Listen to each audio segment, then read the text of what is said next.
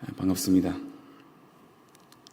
여러분, 이 부패한 세상은 죄로 가득 차 있습니다. 말로 표현하기도 민망한 죄악들이 넘쳐납니다. 우리는 매일 온갖 유혹에 휩싸여 있습니다. 유혹은 사방으로 우리를 끊임없이 공격합니다. 그 중에 성적 유혹은 아마도 가장 뿌리치기 힘든 유혹이 아닐까 싶습니다. 여러분, 성이란 하나님께서 인간에게 주신 귀한 선물입니다. 생육하고 번성하라는 하나님의 창조의 섭리를 이어가는 아주 중요한 모독이죠. 특히 성은 결혼 제도 안에서 부부가 함께 누릴 수 있는 아주 깊은 친밀함이자 특권입니다. 그러나 문제는 타락한 인간은 성을 자신의 정욕의 수단으로 사용합니다. 하나님께서 제도하신 뜻을 무시하고 부부관계가 아닌 자신의 쾌락과 즐거움과 만족을 위해 사용한다는 것입니다. 잠깐 이 성적인 문제에 대해서 간단히 말씀드리고 싶습니다. 물론 우리 한국 정서에 아주 민감한 부분이라서 이 아침에 자세하게 말씀을 드리기는 힘들겠지만 그래도 이 문제의 심각성을 우리가 조금이라도 알면 좋겠습니다. 백석신학대학원에 생명과 성이라는 수업이 있습니다. 이 수업의 주된 주제는 한국 사회의 성적인 문제를 다루는데요. 저는 이 수업을 통해 우리나라 사회가 얼마나 성적으로 타락되어 있는지 그 충격적인 사실을 알게 되었습니다. 자, 들어보십시오. 전 세계에서 포르노 시청률 1위는 한국입니다. 전 세계에서 매춘으로 가장 돈을 많이 쓰는 나라 중에 한국은 6등입니다. 어떤 사회학자가 이런 말을 했습니다. 한국은 매춘 공화국이다. 이 말은 우리나라는 성적으로 지독하게 타락한 나라 중 하나가 되었다는 것입니다. 동성애는 점점 더 노출되고 있습니다. 매년 퀴어 축제는 전국 곳곳에서 열립니다. 동성애를 통한 에이즈 확진이 계속 증가하고 있습니다.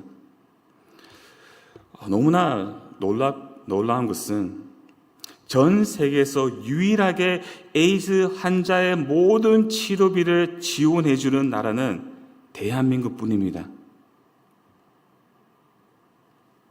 그래서 에이즈 걸리면 어때? 나라가 다 지원해 주는데 이렇게 생각하는 젊은이들이 많다고 합니다. 또한 우리나라 부부의 외도 비율이 세계 2위라는 조사 결과가 나왔습니다. 제가 간단히 말씀드렸습니다.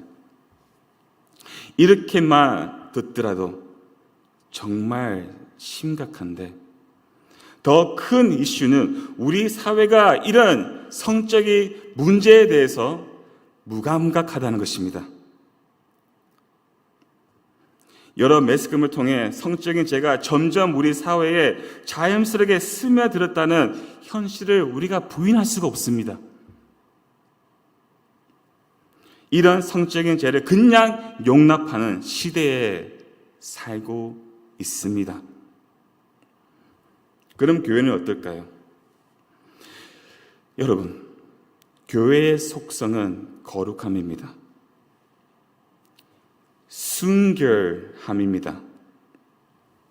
물론 예수 그리스도의 보혈로 덮어진 교회는 이미 완전히 거룩합니다. 하지만 주님이 다시 오실 때까지 교회는 아직 불완전하고 여전히 교회 안에 수많은 제약이 존재합니다. 특히 성적인 문제에 넘어지는 목회자들이 너무나 많습니다. 성적인 문제로 파괴된 부부 관계가 너무나 많습니다. 어떤 통계를 따르면 예수님을 믿는다고 하는 그리스도인 남성 중에 60%가 포르노를 본다고 합니다. 몸은 교회에 있지만 마음은 음란함에 사로잡힌 사람이 너무나 많다는 말입니다. 이것이 우리의 현실입니다. 여러분, 부도덕함은 세상의 문제일 뿐 아니라 이것이 교회 안에 들어온 것은 더 심각한 문제입니다. 말할 수가 없습니다. 그렇다면 교회는 이 문제를 어떻게 해결해야 할까요? 당시 고린도 교회는 부도덕이 만연해 있었습니다. 1절 말씀입니다. 너희 중에 심지어 음행이 있다 함을 들었으니 그는 음행은 이방인 중에서도 없는 것이라 누가 그 아버지 아내를 취하였다 하는도다. 고린도 교회 안에 이방인 중에서도 흔하지 않는 음행이 있다는 소문이 널리 퍼지고 있었습니다. 그 음행이 무엇입니까? 바로 아들이 아버지의 아내를 취했다는 것입니다. 말도 안 되는 얘기죠. 아버지의 아내라는 표현 때문에 이 아내는 아마도 계모일 거라고 주장하는 주석자들이 꽤 많습니다. 그러나 친어머니든 새어머니든 이것은 교회 안에 있을 수 없는 음행입니다. 더 심각한 문제는 바로 고린도 교회가 이 추악한 사실을 알고 있는데도 아무런 징계도 없이 그냥 용납했다는 것입니다. 교회가 세상과 별 차이가 없다는 것입니다. 2절 말씀입니다. 그리하고도 너희가 오히려 교만하여졌어. 어찌하여 통한이 여기지 아니하고 그 일 행한 자를 너희 중에서 쫓아내지 아니하느냐. 이 음행이 교회 안에 발생했음에도 불구하고 고린도 교인들은 애통하지도 슬퍼하지도 부끄러워하지도 않았습니다. 공동체 안에 죄에 대한 감각이 마비되었습니다. 그래서 아무런 조치도 취하지 않았습니다. 오히려 그들의 마음이 교만해졌습니다. 무슨 말입니까? 우리는 괜찮다라는 오만입니다. 이 정도 죄는 괜찮지. 이 정도 죄는 다 하는 것이 아니야? 여러분, 이것은 정말 위험합니다. 이런 자기 병명은 교만의 다른 형태뿐이에요.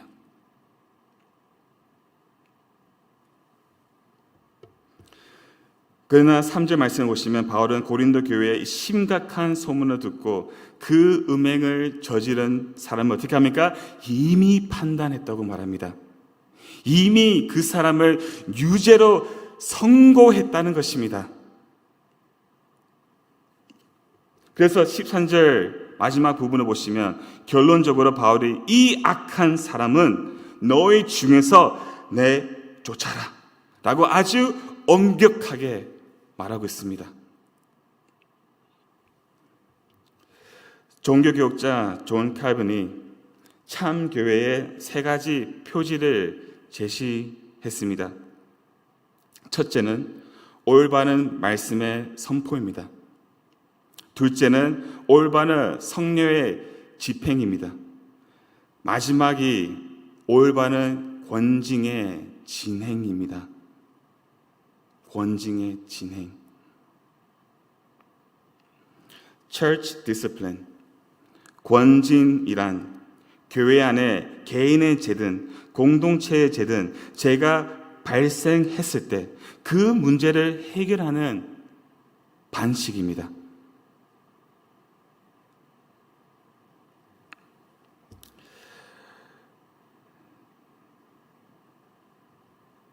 가장 무서운 권징은, 최악의 권징은 성만찬에 참여 못하게 하는 것입니다.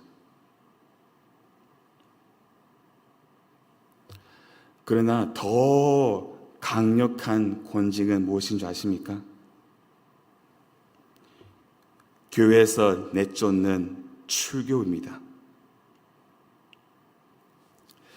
지금 바울은 교회의 권징 중에 출교를 지시하고 있습니다.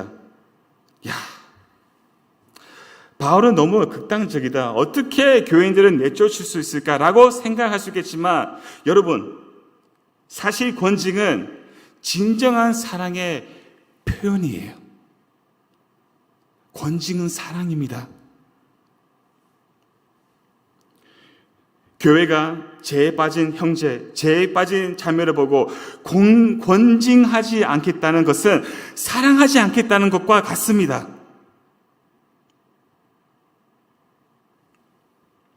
왜냐하면 출교의 목적은 내쫓는 것이 아니라 회복하기 위함이기 때문입니다.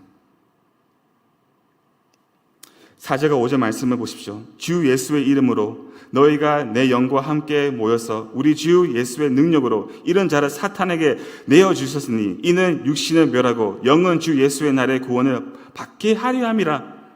아멘. 바울은 주 예수의 이름, 주 예수의 능력, 주 예수의 권위로 그 사람을 내쫓아라고 말합니다. 어디로 내쫓습니까? 바로 사탄에게 내어주셨으니. 무슨 말입니까? 사탄을 지배하고 있는 세상으로 보내라는 말입니다.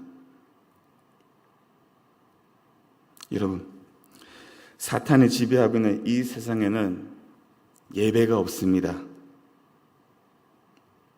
성도의 교제도 없습니다. 이것이야말로 성도에게는 견딜 수 없는 괴로움입니다. 여러분, 생각해 보십시오. 내가 예배를 드리지 못한다면 어떨까요? 끔찍하지 않습니까? 그리고 출고된 자는 자신의 비참한 상황을 보고 내가 얼마나 타락한 죄인이라는 사실을 깨닫게 됩니다. 내가 지은 죄가 얼마나 심각하고 그 죄로 인해 교회 공동체에 끼친 피해가 얼마나 큰지 깨닫게 됩니다. 이것을 깨닫고 어떻게 됩니까? 마음 안에 죄에 대한 애통함이 생기는 것이죠. 그리고 그 죄에서 회개하고 주님께로 돌이키는 것입니다. 다시 말씀드립니다. 출교의 목적은 회복입니다. 영적인 회복입니다. 탕자가 다시 아버지께로 돌아오게 하는 통로입니다. 최종적으로 주 예수의 날에 구원받기 위함입니다.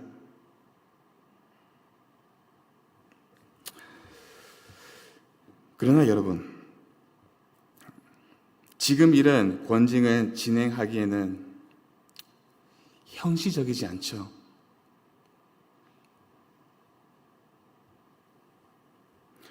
성도가 다른 교회로 떠날까봐 감히 못합니다. 사실 저도 못할 것 같아요.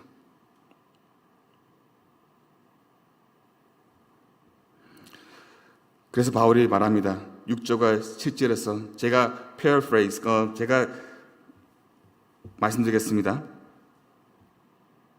공동체 안에 적은 누리기 교회를 처참하게 파괴하고 있습니다. 적은 누리기 온 교회를 더럽히고 있습니다. 여러분은 누룩 없는 자입니다. 제가 더 이상 종노릇할 수 없는 누룩 없는 새 덩어리, 새로운 피조물입니다. 묵은 누룩을 버리십시오. 이미 유월절 양 곧 예수 그리스도께서 희생되셔서 우리의 죄, 묵은 누룩을 제거하셨습니다. 그렇습니다. 이미 예수 그리스도께서 우리를 누룩 없는 새 덩어리로 만드셨습니다. 그래서 8절 말씀처럼 우리 안에 악이 찬 누룩을 매 순간 제거해야 됩니다.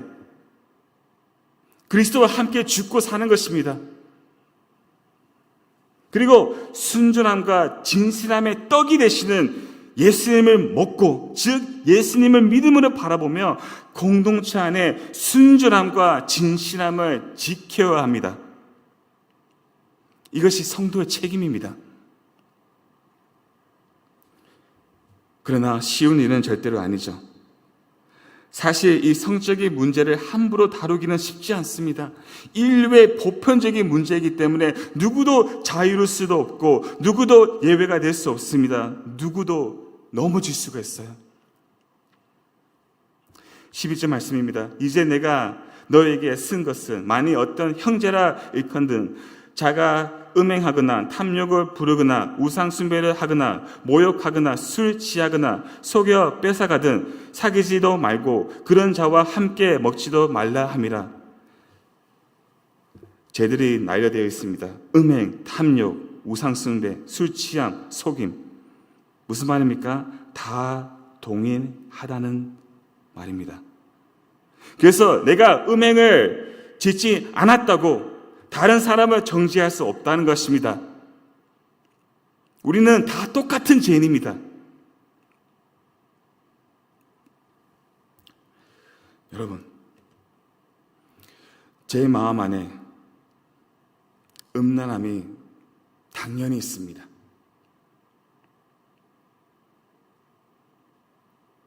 탐욕이 있습니다. 우상이 있습니다.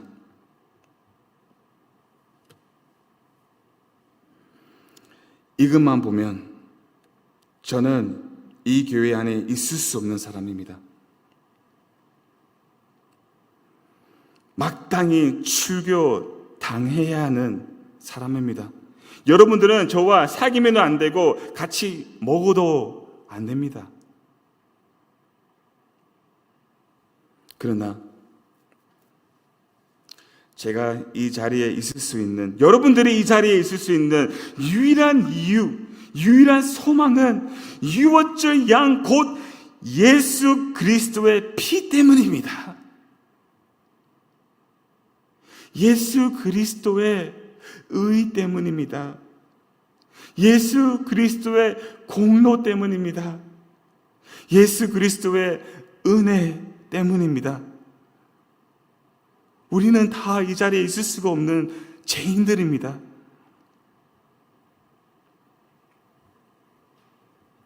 이 사실을 아는 자는 반드시 교회의 순결함을 지키려고 힘쓸 것입니다. 자, 마치겠습니다. 세상 사람들은 육신의 정욕과 악목의 정욕과 이생의 자랑을 위해서 삽니다. 부패한 본성대로, 본능대로, 감각대로 삽니다. 그러나 성도는 거룩함과 순결함과 진실함을 위해 살죠. 어떻게 해요? 한번 따라해 주시면 감사하겠습니다. 따라해 주시면 마치겠습니다. 육신의 정욕을 부인하고 눈으로 예수님을 바라보며 오직 예수님만 자랑한다. 아멘. 기도하겠습니다.